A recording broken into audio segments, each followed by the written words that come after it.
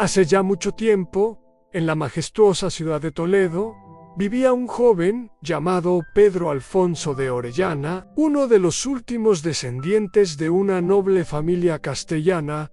Él era un joven apuesto, valiente y profundamente enamorado de María Antúnez, una mujer de una belleza casi sobrenatural, caprichosa y tan hermosa que muchos decían que era obra de un ángel o un demonio. Nadie lo sabía a ciencia cierta. Lo que sí sabían es que Pedro la amaba con una devoción sin límites, dispuesto a hacer cualquier cosa por complacerla, incluso lo imposible una tarde. Mientras paseaban por el Paseo del Tajo, contemplando la grandiosa catedral de Toledo que se erigía imponente frente a ellos, María rompió el silencio con una voz que a Pedro le pareció un susurro celestial. Ella admiraba la torre del templo, bañada por los últimos rayos del sol poniente. Sus ojos brillaban con una intensidad extraña mientras hablaba de lo magnífica que era la catedral, de sus tesoros, de sus joyas, de todo el esplendor que guardaba entre sus muros sagrados. Pedro, embelesado, escuchaba cada palabra como si fuera una melodía. De repente, la alegría en el rostro de María se desvaneció y una profunda tristeza la invadió. Comenzó a llorar desconsoladamente. Sus lágrimas caían como perlas sobre sus mejillas pálidas.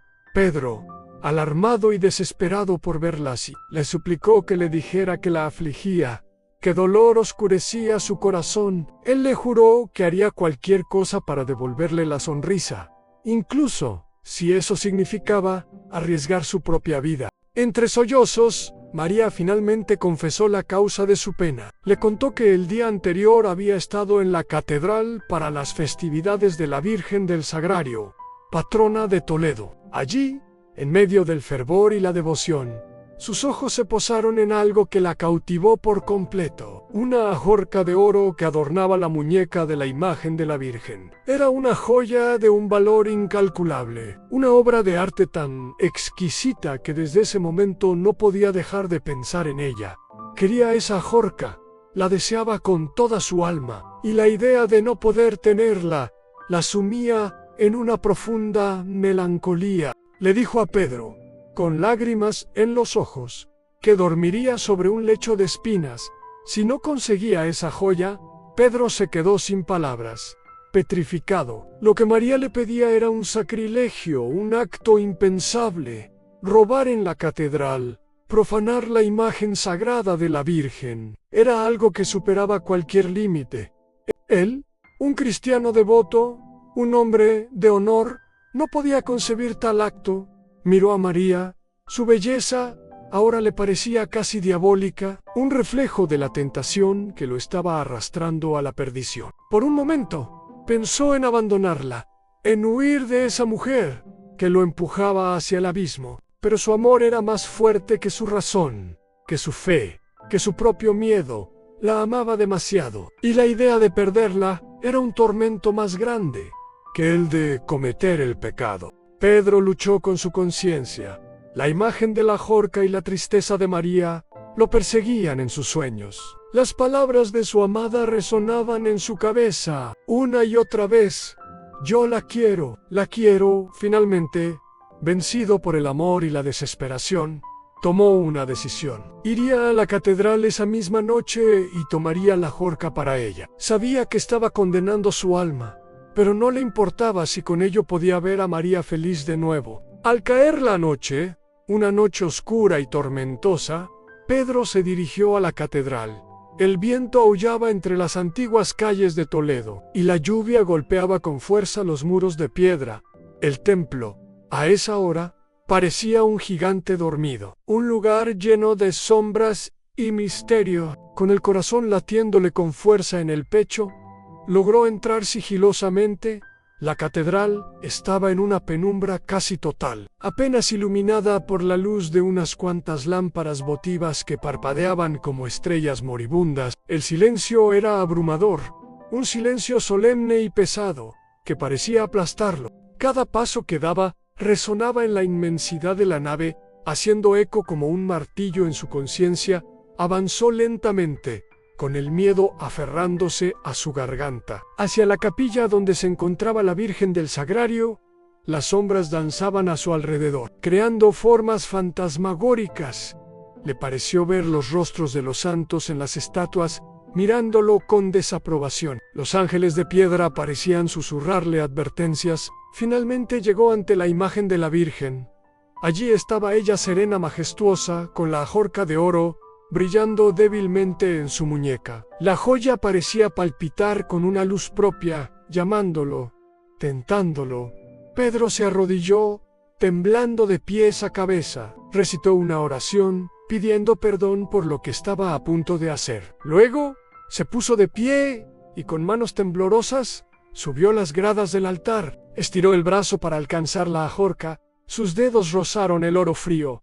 En ese preciso instante, un escalofrío recorrió todo su cuerpo. La catedral entera pareció estremecerse. Las luces de las lámparas se agitaron violentamente y las sombras cobraron vida.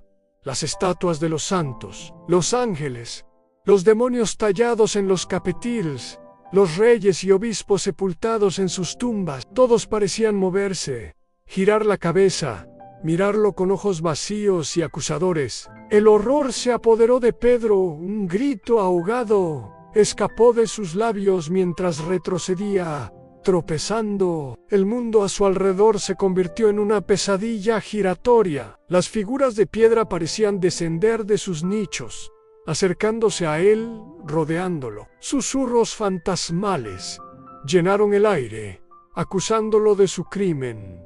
El sonido de cadenas arrastrándose, de huesos crujiendo, resonaba en sus oídos. Perdió el conocimiento, cayendo desmayado al pie del altar, con la ajorca de oro aún en su mano. A la mañana siguiente, los sacristanes encontraron la catedral en desorden, las rejas de la capilla forzada, y allí, en el suelo, yacía Pedro, pálido como un muerto, aferrando con fuerza la joya sagrada. Cuando finalmente despertó, estaba completamente fuera de sí. Sus ojos, desorbitados por el terror, miraban a todas partes. Señalaba a las estatuas y gritaba: «Son de piedra. No me miren así. Déjenme, déjenme». Se había vuelto loco. El sacrilegio había destrozado su mente.